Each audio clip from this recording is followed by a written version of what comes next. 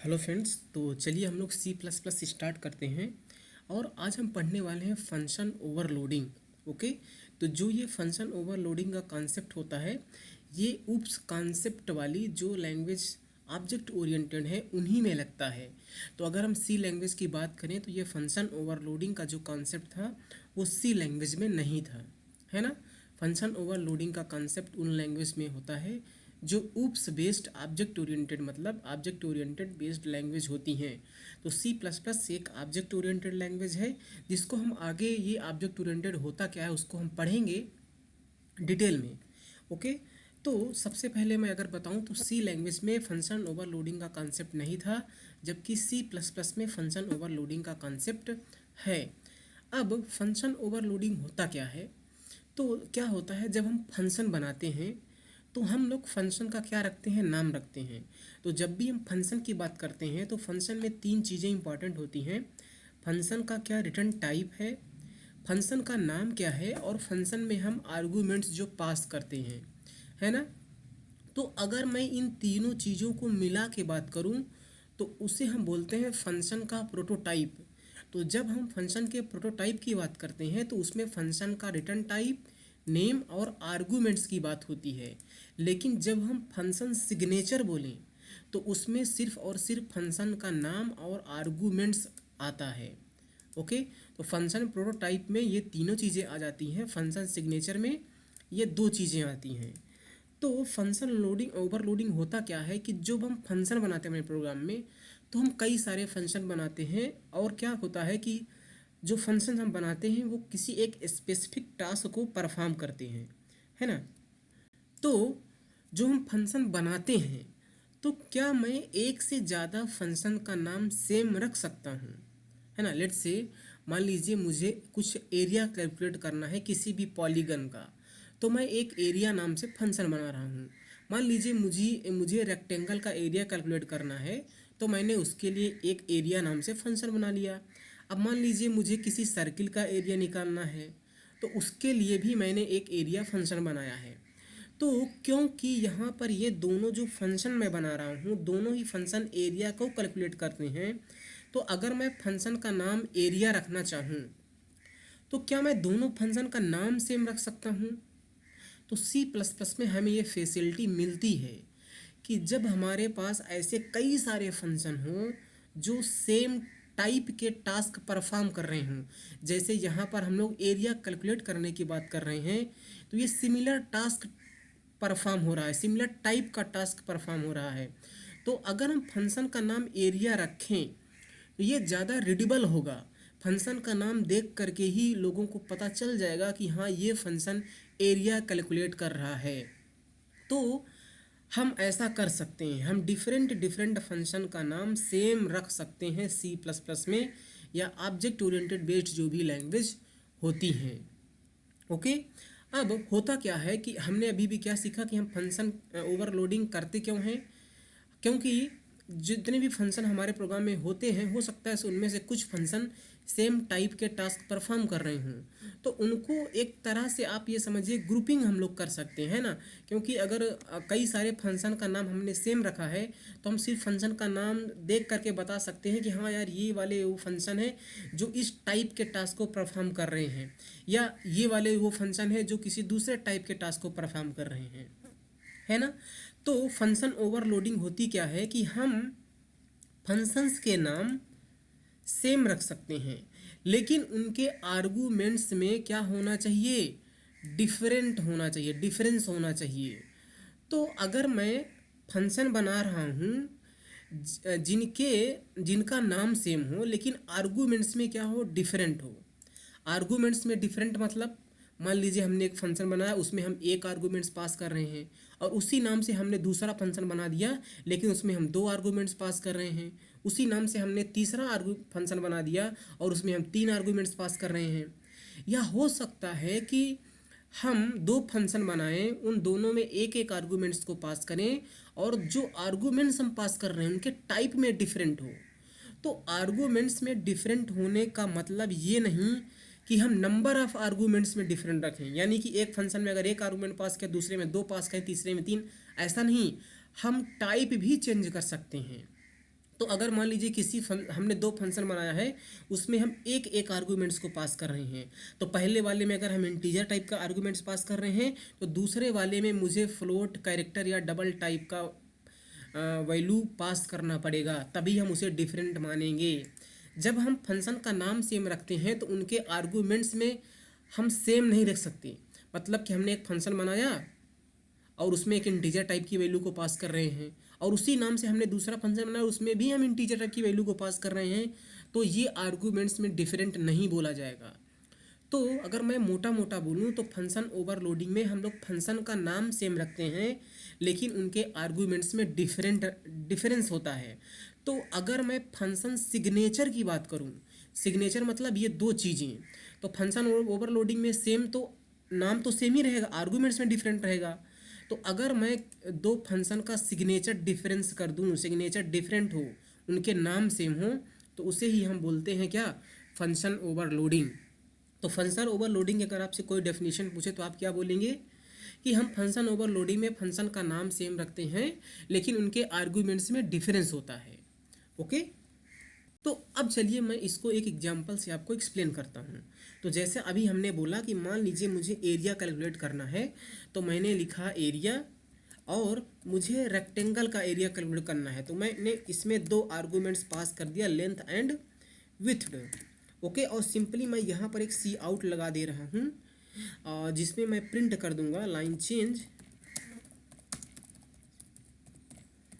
Area of rectangle equals to L into B. यही तो होता है एरिया ऑफ रेक्टेंगल, है ना।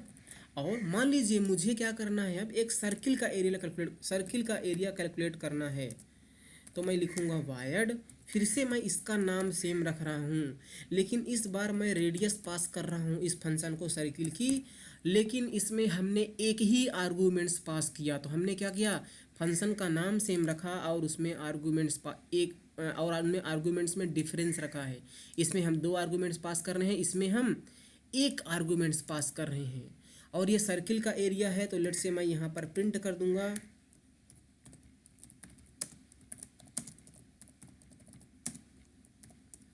Area of circle. तो क्या होता है, पाई आर स्क्वायर। तो पाई की वैल्यू हो जाएगी 3.14 इंटू आर, है ना। तो ये हमारा फंक्शन बन गया जो क्या करेगा, सर्किल का एरिया कैलकुलेट करेगा। मान लीजिए मुझे स्क्वायर का एरिया कैलकुलेट करना है, तो मैं क्या करूँगा, फिर से मैं इसको स्क्वायर नाम एरिया नाम रखूँगा, और मैं अगर इसमें स्क्वायर का तो साइज सेम होता है, तो लेट से ए लिख देता हूँ। अब यहाँ पर देखिए इरर आएगा। इरर क्यों आएगा, क्योंकि हमने यहाँ पर दो फंक्शन बनाए सेम नाम से, लेकिन उनके आर्गूमेंट्स में हमने डिफरेंस नहीं किया है, दोनों में हम इंटीजर टाइप की वैल्यू को पास कर रहे हैं। तो ये यहाँ पर इरर होगी, ऐसा हम नहीं कर सकते। अगर मुझे फंक्शन ओवरलोडिंग करनी है तो हमें आर्गूमेंट्स में क्या करना पड़ेगा, डिफरेंस करना पड़ेगा। तो हमें यहाँ पर फ्लोट या डबल टाइप की हम वैल्यू को लेट से पास कर देते हैं। अब ये बिल्कुल परफेक्ट है, क्योंकि देखिए हम यहाँ पर इंटीजर टाइप की वैल्यू को पास कर रहे हैं और यहाँ पर डबल टाइप की वैल्यू को पास कर रहे हैं, है ना। और जो स्क्वायर का एरिया होता है वो क्या होता है,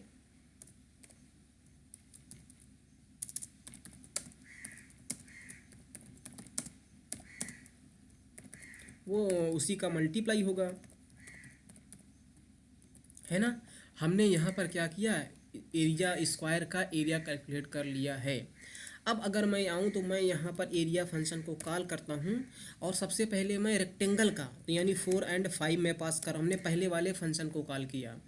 फिर मैं एरिया दूसरे वाले फंक्शन को कॉल करता हूँ, इसमें मैं 5 पास करता हूँ जो सर्किल की रेडियस है।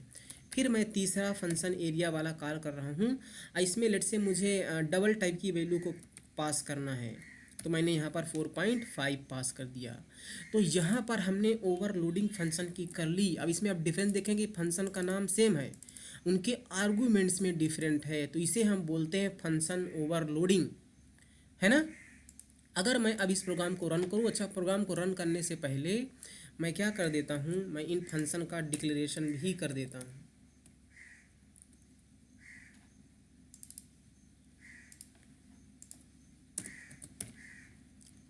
ओके, तो ये हमने पहले वाले फंक्शन का डिक्लेरेशन कर दिया,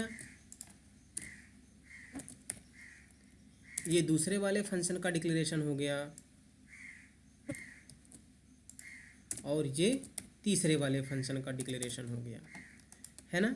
अब मैं इस प्रोग्राम को एक बार क्या करता हूँ, रन कर देता हूँ। तो यहाँ पर देखना कि कोई एरर नहीं आने वाली है, हमारा प्रोग्राम बहुत आराम से रन हो जाएगा। तो फंक्शन का नाम हमने सेम रखा, लेकिन आर्गूमेंट्स में हमने डिफरेंस रखा है।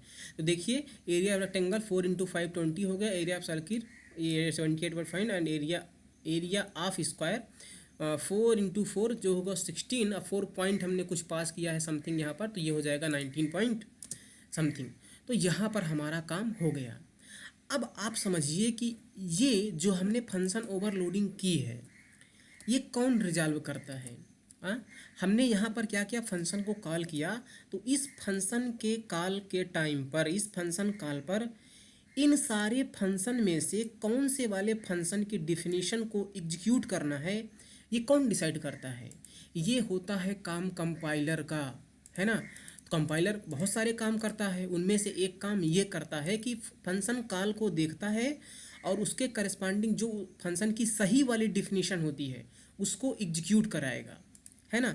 तो यहाँ पर ये किस तरह से वर्क करता है उसको हम समझते हैं। अब आपको मैं समझाता हूँ। तो यहाँ पर हमने बनाया है how compiler resolve function overloading. तो सबसे पहला मेथड होता है एग्जैक्ट मैच का, दूसरा होता है टाइप प्रमोशन का, तीसरा होता है टाइप कन्वर्जन का, है ना। अच्छा, ये वीडियो जो मैं बना रहा हूँ, इस पूरा वीडियो को आपको देखना है। फंक्शन ओवरलोडिंग का कॉन्सेप्ट मैं सब कुछ इसी में कवर करने वाला हूँ, ओके। तो पहला हमने रूल देखा एग्जैक्ट मैच। तो एग्जैक्ट मैच वाला रूल क्या कहता है कि जैसे हम फंक्शन को जब कॉल करते हैं तो उसमें वैल्यू पास कर रहे हैं।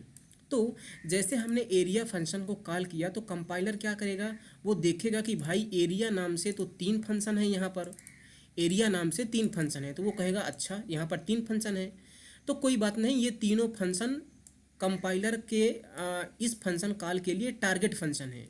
तो इन तीनों में से कोई भी एक फंक्शन कॉल होगा। फिर कंपाइलर आर्गूमेंट्स को देखता है। अब यहाँ पर 2 इंटीजर टाइप के आर्गूमेंट्स पास किए गए हैं, इसीलिए वो इस वाले फंक्शन के डेफिनेशन को इस फंक्शन कॉल के साथ में बाइंड कर देगा। अगर हमारे पास एरिया नाम का फंक्शन कोई और होता और उसमें भी 2 इंटीजर टाइप के ही आर्गूमेंट रिसीव हो रहे होते तो यहाँ पर आ जाती एरर। यहाँ पर क्या आ जाती, एरर आ जाती। लेकिन यहाँ पर ऐसा तो नहीं है। तो फंक्शन कंपाइलर क्या करता है, फंक्शन के नाम को देखता है और जितने भी फंक्शन उस नाम से बने होते हैं उन सबको वो टारगेट करता है, और जो हम आर्गूमेंट्स पास करते हैं उन आर्गूमेंट्स की मैचिंग करता है। तो क्योंकि पहले वाले फंक्शन जो हमने कॉल किया तो उसमें 2 इंटीजर टाइप के आर्गूमेंट्स को पास किया है, तो यहाँ पर वो एग्जैक्ट मैच कर लेगा और इस फंक्शन को एग्जीक्यूट कर देगा। तो इन तीनों में ही एग्जैक्ट मैच वाला रूल लग रहा है, एग्जैक्ट मैच वाला जो कॉन्सेप्ट है वो लग रहा है ना। तो ये होती है फंक्शन ओवरलोडिंग। अब क्या होता है, मान लीजिए कि एग्जैक्ट मैच वाला कॉन्सेप्ट फेल हो जाता है। एग्जैक्ट मैच वाला कॉन्सेप्ट फेल होने से मतलब ये है कि अभी मैं आपको एग्जांपल से समझाता हूँ। तो एग्जैक्ट मैच का यूज़ करके कंपाइलर किस तरह से फंक्शन की ओवरलोडिंग को रिजॉल्व करता है, फंक्शन कॉल के लिए फंक्शन की सही डेफिनेशन को किस तरह से बाइंड करता है, ये हमने आपको समझाया। अब देखिए यहाँ पर क्या होता है कि मान लीजिए मैं यहाँ पर क्या कर रहा हूँ, मैं एक अच्छा हमने फंक्शन ओवरलोडिंग के लिए बताया कि फंक्शन के नेम्स सेम होने चाहिए और आर्गूमेंट्स में डिफरेंस होना चाहिए। अगर आप ये सोचें कि हम फंक्शन का नाम सेम रखें, आर्गूमेंट्स भी सेम कर दें और फंक्शन के रिटर्न टाइप को अगर मैं डिफरेंट कर दूं, यहाँ पर वाइड है हम मैं यहाँ पर इंट कर दूं, तो हमारी फंक्शन ओवरलोडिंग हो जाए। नहीं, ऐसा नहीं है। फंक्शन ओवरलोडिंग का फंक्शन के रिटर्न टाइप से कोई मतलब नहीं होता है, उसके नाम और आर्गूमेंट्स से मतलब होता है, ओके। तो आप कभी भी ये मत सोचें कि अगर फंक्शन का जो रिटर्न टाइप है उसमें कुछ चेंजेस कर दें हमारी ओवरलोडिंग हो जाए, तो ऐसा नहीं होने वाला है, ओके। तो ये हमने आपको एग्जांपल बताया एग्जैक्ट मैच वाला। अब मैं क्या करता हूँ, मैं लेट से यहाँ पर कुछ और काम करता हूँ। मैं क्या करने वाला हूँ, लेट से मैं एक कैरेक्टर टाइप का वेरिएबल बनाता हूँ एक्स नाम से, और उसमें मैं कुछ वैल्यू रख देता हूँ। लेट से कैपिटल ए रख दिया हमने। ये कैरेक्टर है तो इसको मुझे सिंगल कोट्स में रखना होगा। तो हमने x में क्या किया, एक कैरेक्टर को असाइन कर दिया। अब मैं क्या करता हूँ, मैं यहाँ पर एक फंक्शन बनाता हूँ और मैं लिखता हूँ वायर्ड, और लेट से मैं फंक्शन का नाम कुछ भी रख लेता हूँ, गेट कैर रख लिया हमने, गेट कैर या एक्सेप्ट कैर कुछ भी, ओके एक्सेप्ट कैर कर लिया। और यहाँ पर अगर मैं बनाया होता कैर लेट से CH, तो क्या होता सी आउट, और यहाँ पर सिंपली मैं CH की वैल्यू को प्रिंट कर रहा हूँ, ओके। तो यहाँ पर क्या होता, यहाँ पर मैं जब इस फंक्शन को कॉल करता, मैं जब इस फंक्शन को कॉल करता और यहाँ पर मैं x पास कर देता, तो क्या होता, ये भी एग्जैक्ट मैच वाला माना जाता, क्योंकि हम इस फंक्शन को क्या कर रहे हैं, कॉल कर रहे हैं, और उसमें x को मैं क्या कर रहा हूँ, पास कर रहा हूँ, मैं उसमें x को पास कर रहा हूँ, ओके। मान लीजिए मेरे पास एक और फंक्शन है, फंक्शन का नाम मैं सेम रखूँगा, और यहाँ पर मैं लेट से कुछ आर्गूमेंट्स में डिफरेंस करूँगा अभी, ओके। अच्छा, अब यहाँ पर आप ये बात समझिए कि यहाँ पर हमने कैरेक्टर बना जिसमें ए रखा है, और इस फंक्शन को कॉल करते समय हमने x पास किया है, यानी कि हम एक कैरेक्टर पास कर रहे हैं। तो सबसे पहले अच्छा मैं इसको हटा देता हूँ, आप ऐसे समझिए कि क्योंकि ये वाला फंक्शन एक कैरेक्टर को एक्सेप्ट कर रहा है, तो ये वाला फंक्शन बाइंड हो जाएगा। मान लीजिए कि अगर हमारे पास कोई ऐसा फंक्शन होता ही ना जो क्या कर रहा है, जो कैरेक्टर टाइप की वैल्यू को रिसीव कर रहा है।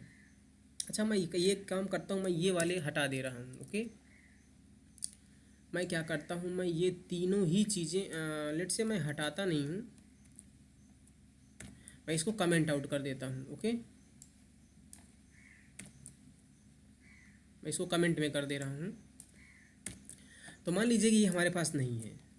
अभी मैं क्या करता हूँ कि जो हमारे पास ये है, तो ये क्या कर रहा है, हमारे कैरेक्टर को एक्सेप्ट कर रहा है।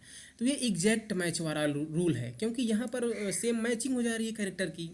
लेकिन मान लीजिए मैं यहाँ कैर ना लिख के इंट लिखा होता, हमने क्या किया कि कैर ना लिख के हमने इंट लिखा है, तो क्या यहाँ पर एग्जैक्ट मैच वाला रूल फॉलो होगा, नहीं हो पाएगा। अच्छा, हमने इसको कमेंट आउट कर दिया है, तो आप इसको अब इसको आपको नहीं देखना है, ओके।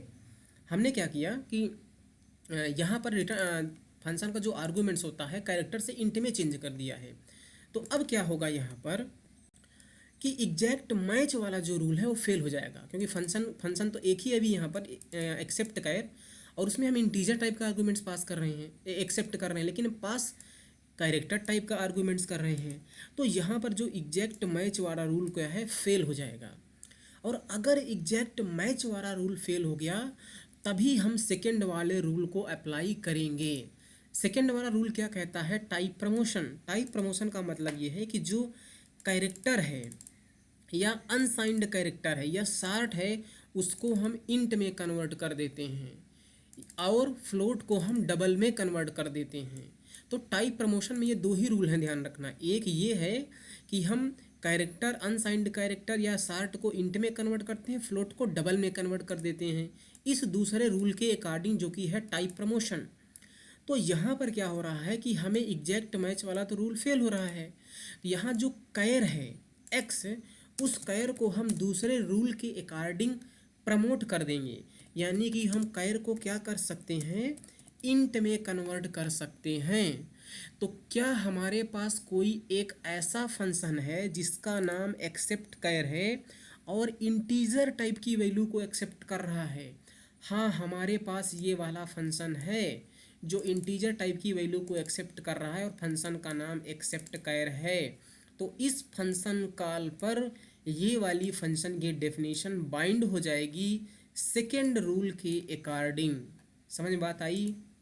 अगर मान लीजिए हमारे पास एक और फंक्शन होता एक्सेप्ट कैर, जो इंटीजर टाइप की ही वैल्यू को एक्सेप्ट कर रहा होता, तो एरर आ जाती, क्योंकि उसमें दो फंक्शन हो जाते हैं हमारे पास, है ना। तो यहाँ पर क्या होगा कि टाइप प्रमोशन के अकॉर्डिंग इस फंक्शन के कॉल के लिए ये वाली डेफिनेशन बाइंड होगी, ये वाली, क्योंकि एक्स को जो एक्स है कैरेक्टर है, उसको हम इंट में प्रमोट कर सकते हैं। तो यहाँ पर जो सी, तो ए की जो वैल्यू है वो यहाँ पर एक्स से कन्वर्ट क्या हो जाएगा, इंट में हो जाएगा, और ए का आस्की कोड क्या होता है, कैपिटल ए का, वो यहाँ पर चला जाएगा और यहाँ से प्रिंट हो जाएगा, है ना। तो आपको ये टाइप प्रमोशन वाला समझ में आया। इसी तरह से अगर हम कोई फ्लोट टाइप की वैल्यू को पास करें किसी फंक्शन में, और यहाँ पर देखिए कैपिटल ए का आस्क की वैल्यू होता है 65, इसलिए यहाँ पर 65 प्रिंट हो गया है ना। सिमिलर वे में हमने अभी आपको क्या बताया कि हम लोग फ्लोट को क्या कर सकते हैं, डबल में प्रमोट कर सकते हैं, फ्लोट को डबल में प्रमोट कर सकते हैं। तो मान लीजिए अगर मेरे पास कोई अगर वेरिएबल होता, let's say float f equal to 5.4f इस तरह से, और मेरे पास कुछ मान लीजिए फंक्शन होता, लेट से मैं बना लेता हूँ वायर्ड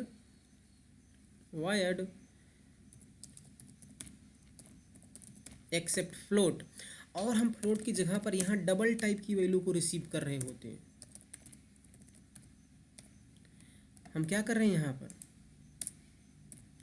हम लोग डबल टाइप की वैल्यू को रिसीव कर रहे हैं। तो यहाँ पर जब मैं इस फंक्शन को कॉल करूँगा एक्सेप्ट फ्लोट, और f यहाँ से मैं पास करूँगा, तो कौन सा वाला फंक्शन कॉल होगा। अब क्योंकि फ्लो ऐसा कोई फंक्शन नहीं है एक्सेप्ट फ्लोट नाम से जो फ्लोट टाइप की वैल्यू को एक्सेप्ट कर रहा हो, तो एग्जैक्ट मैच वाला रूल यहाँ नहीं लगेगा, यहाँ पर लगेगा रूल टाइप प्रमोशन वाला। तो फ्लोट ये किस में कन्वर्ट हो जाएगा, डबल में। तो कौन सा वाला चलेगा, ये वाला फंक्शन बाइंड हो जाएगा, है ना। तो अभी हमने एग्जैक्ट मैच और टाइप प्रमोशन वाला रूल देखा है, हमने टाइप प्रमोशन वाला रूल देखा।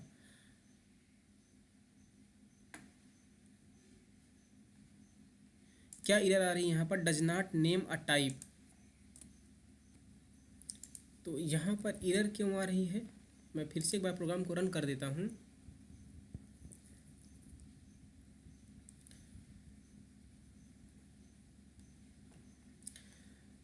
तो यहाँ पर देखिए हमारा आउटपुट जो है वो प्रिंट हो रहा है, ओके। तो सबसे पहले 65 प्रिंट हो रहा है, एक आस्की कोड, उसके बाद 5.4 यहाँ पर प्रिंट हो रहा है। अच्छा, अभी एरर दे रहा था does not name a type, तो आप क्या करना ना कि इस फंक्शन का डिक्लेरेशन भी कर लेना, ओके। आप फंक्शन के डिक्लेरेशन को ना भूलें, यहाँ पर इस तरह से इन फंक्शन का डिक्लेरेशन कर लेना है आपको, ओके। तो यहाँ पर हमने टाइप प्रमोशन वाला भी रूल देख लिया। अब थर्ड रूल क्या कहता है कि अगर थर्ड रूल आप तभी लगाएंगे जब ये वाले दोनों रूल फेल हो जाएं, है ना। सेकंड रूल आप तभी लगाएंगे जब पहला वाला रूल फेल हो जाए। तो अभी ये दोनों रूल अगर फेल हो गए तो हम ये वाला रूल लगाएंगे जो होता है टाइप कन्वर्जन। इसमें हम किसी भी प्रिमिटिव डेटा टाइप को किसी अदर प्रिमिटिव डेटा टाइप में कन्वर्ट कर सकते हैं, है ना। किसी भी प्रीमिटिव डेटा टाइप, यानी कि जो इंट, कैर, फ्लोट, डबल होते हैं, उनको हम किसी भी टाइप में कन्वर्ट कर सकते हैं। थर्ड रूल ये कहता है। तो मैं क्या कर लेता हूँ, मैं एक काम करता हूँ यहाँ पर। तो सबसे पहले मैं इस फंक्शन को हटा रहा हूँ अभी, ओके। नहीं तो कोई बात नहीं, मैं क्या करता हूँ, मैं यहाँ पर इसी फंक्शन को सेम फंक्शन बना दे रहा हूँ। गेट एक्सेप्ट कर हमने दो फंक्शन बना दिया है, और मैं क्या करता हूँ कि मैं ये फ्लोट वाला जो है हटा दे रहा हूँ। तो यहाँ पर क्या होगा, इसको भी हटा देता हूँ मैं। तो अभी हमने क्या किया कि एक कैरेक्टर बनाया है, और एक्सेप्ट कैर फंक्शन है जो एक्स मतलब कैरेक्टर टाइप की वैल्यू को एक्सेप्ट कर रहा है। तो अब यहाँ पर क्या होगा, अब यहाँ पर अच्छा, यहाँ पर मैं क्या करूँगा, मैं इंट ना लेके मैं फ्लोट लूँगा, है ना। अच्छा, अगर मैं इंट ले लेता हूँ तो क्या होगा, हमने क्या लिया है, देखिए यहाँ पर इंट लिया है, ओके। हमने इंट लिया है और यहाँ पर इंट है और ये डबल है। तो मैं इसको रन करता हूँ पहले, ओके। तो हमने यहाँ पर क्या किया कि एक कैरेक्टर टाइप का वेरिएबल है, उसको हम इस एक्सेप्ट कैर में पास कर रहे हैं।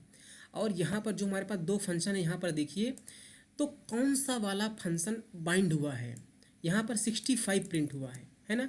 तो 65 प्रिंट तो होगा ही, क्योंकि सबसे पहला रूल जब हम अप्लाई करेंगे एग्जैक्ट मैच का, तो ऐसा एक्सेप्ट कैर नाम से कोई फंक्शन नहीं है जो क्या कर रहा है, कैरेक्टर टाइप की वैल्यू को एक्सेप्ट कर रहा है। तो एग्जैक्ट मैच वाला रूल फेल हो गया। फिर लगाएंगे टाइप प्रमोशन। टाइप प्रमोशन में हम कैर को इंट में कन्वर्ट कर सकते हैं। तो ये कैर किस में कन्वर्ट हो जाएगा, इंट में प्रमोट कर सकते हैं। तो ऐसा फंक्शन जिसका नाम एक्सेप्ट कैर हो और इंटीजर टाइप की वैल्यू को ले रहा हो तो ये वाला फंक्शन मिल जाएगा। तो ये वाला फंक्शन इसके साथ में बाइंड हो जाएगा। लेकिन अगर हमने कहा कि टाइप प्रमोशन वाला भी रूल फेल हो जाए, यानी कि हम लेट से इसको इंट से हटा के फ्लोट कर दे रहे हैं, कैर या डबल नहीं रखेंगे, कैर अगर रख दिया तो एग्जैक्ट मैच वाला रूल हमारा मैच कर जाएगा, अगर इंट रख दिया तो टाइप प्रमोशन वाला रूल मैच कर जाएगा। लेकिन अगर हम फ्लोट या डबल रखेंगे तो एग्जैक्ट मैच और टाइप प्रमोशन वाला रूल नहीं लग पाएगा। तो अब यहाँ पर क्या होगा कि पहला और दूसरा रूल जो है फेल हो जाएगा, तो थर्ड रूल लगेगा। थर्ड रूल क्या कहता है कि कोई भी प्रीमिटिव डेटा टाइप किसी भी प्रीमिटिव डेटा टाइप में कन्वर्ट हो सकता है। यानी कि जो ये इंट है जो कि कैरेक्टर है, तो इसको हम इंट में भी कन्वर्ट कर सकते हैं, फ्लोट में भी कन्वर्ट कर सकते हैं और डबल में भी कन्वर्ट कर सकते हैं। तो ऐसा फंक्शन जिसका नाम एक्सेप्ट कैर है और वो इंटीजर या फ्लोट या डबल टाइप की वैल्यू को एक्सेप्ट कर रहे हैं, वो फंक्शन इसके साथ बाइंड होगा। तो यहाँ पर जब आएगा कंपाइलर तो देखेगा कि दो फंक्शन हैं और एक फ्लोट टाइप की वैल्यू को ले रहा है, तो बिल्कुल सही हम x को फ्लोट में कन्वर्ट कर सकते हैं। एक फंक्शन डबल टाइप की वैल्यू को ले रहा है तो x को हम डबल में भी कन्वर्ट कर सकते हैं। तो यहाँ पर कंपाइलर को एरर आ जाएगी क्योंकि ऐसे दो टारगेट हो गए हैं जो दोनों ही एलिजिबल हैं इस फंक्शन कॉल के साथ बाइंड होने में, है ना। क्योंकि देखिए तीसरे रूल के अकॉर्डिंग जब दो रूल फेल हो गए तो हमने तीसरा रूल अप्लाई किया और यहाँ पर हम x को फ्लोट में भी कन्वर्ट कर सकते हैं और x को डबल में भी कन्वर्ट कर सकते हैं, तो ये रूल भी फेल हो जाएगा। तो यहाँ पर आने वाली है क्या, एरर। यहाँ पर एरर आ जाएगी और एरर क्या आएगी, एम्बिग्विटी एरर, क्योंकि दो टारगेट हो गए ना, एम्बिग्वियस हो गया, कंपाइलर उसमें मैच नहीं कर पा रहे कौन से वाले को हम बाइंड करें, दोनों ही टारगेट आ रहे हैं। यहाँ पर अनडिफाइंड रेफरेंस आ रहा है,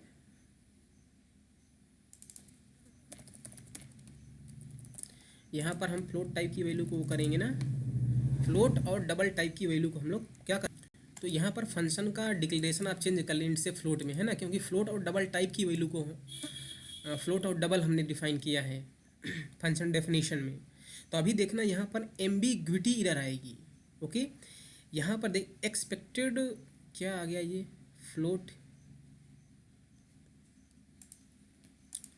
क्या आ रहा है, क्या एरर क्या है, तो हमने सेव नहीं किया था शायद फंक्शन प्रोग्राम को, तो मैंने सेव कर दिया और फिर से मैं, तो ये देखिए हमारा प्रोग्राम जब रन हुआ तो ये एम्बिग्वियस एरर आ गई है क्योंकि x क्या है, ये हम उसको फ्लोट में भी प्रमोट कर सकते हैं और डबल में भी। ओके, तो यहाँ देखिए एम्बिग्वियस एरर आ रही है, तो ये एरर आएगी। लेकिन अगर हम इस वाले फंक्शन को हटा दें, कमेंट आउट कर दें इस वाले फंक्शन को, इस वाले फंक्शन को अगर हम कमेंट आउट कर दें तो हमारा ये वाला फंक्शन क्या होगा, बाइंड हो जाएगा इसके साथ में, है ना, वो वाला फंक्शन हमारा फ्लोट वाला हमारा बाइंड हो जाएगा। देखिए यहाँ पर क्या है 65 प्रिंट हो गया है जो ए का क्या है आस्की वैल्यू है। तो ये तीनों रूल लगाए जाते हैं। ओके, तो सबसे पहले मैं इसको क्या करता हूँ, अनकमेंट करता हूँ और मैं क्या करता हूँ इसको भी अनकमेंट करता हूँ, इसको भी मैं अनकमेंट करता हूँ और यहाँ पर भी मुझे अनकमेंट करना है। ओके, तो सबसे पहले मैं एक काम करता हूँ, सब यहाँ पर देखिए, और मैं यहाँ पर कर देता हूँ लेट से इंट। ओके, तो यहाँ पर हमने क्या किया है, सबसे पहले देखिए इन तीनों वाले फंक्शन में एग्जैक्ट मैच का रूल चलेगा, है ना, एग्जैक्ट मैच वाला रूल चलेगा। लेकिन अभी यहाँ पर हमने क्या किया है, फंक्शन को कॉल किया तो ये टाइप प्रमोशन x को हम इंट में प्रमोट कर सकते हैं, तो इसके साथ क्या होगा, ये वाला बाइंड हो जाएगा, है ना, इसके साथ ये वाला बाइंड हो जाएगा। और अगर हम डबल टाइप की वैल्यू को अगर पास करें तो ये वाला बाइंड हो जाएगा, है ना, ये वाला बाइंड हो जाएगा। तो आई होप कि आपको ये सब कुछ समझ में आया होगा कि क्या होता है फंक्शन ओवरलोडिंग और किस तरह से compiler exact match, type promotion और टाइप कन्वर्जन को यूज़ करके फंक्शन ओवरलोडिंग को रिजॉल्व करता है। फंक्शन ओवरलोडिंग को रिजॉल्व करना मतलब फंक्शन की डेफिनेशन को देखकर उसके साथ में इन फंक्शन की कौन सी वाली सही डेफिनेशन है, कौन सा फंक्शन एग्जीक्यूट होना चाहिए, उसको बाइंड करना है ना। तो फंक्शन ओवरलोडिंग का कॉन्सेप्ट यहाँ पर हमने इंट्रोड्यूस किया है आपको। और अगर मैं इस प्रोग्राम को एक बार रन करूँ यहाँ पर, तो क्या आंसर आएगा हमारा रेक्टेंगल